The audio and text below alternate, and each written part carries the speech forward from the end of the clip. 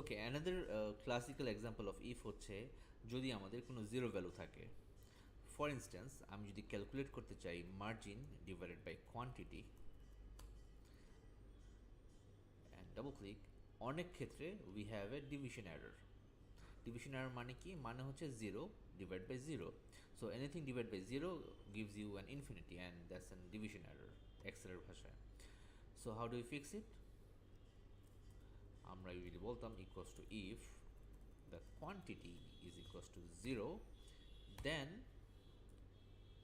Zero, else আমাদের ফর্মুলাটা margin divided by quantity and we were good to go.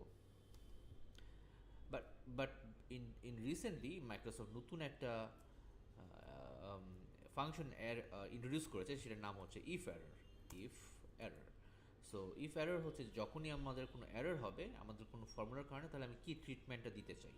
For example, যদি আমার margin divided by quantity এটা error হয়, তাহলে আমি কমা দিয়ে বলবো zero, means I want it to be zero.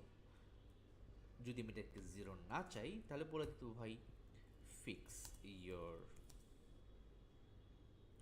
Quantity and double click, যেখানে যেখানে ওই এররটা আসতো সে ওই মেসেজটাই দিবে।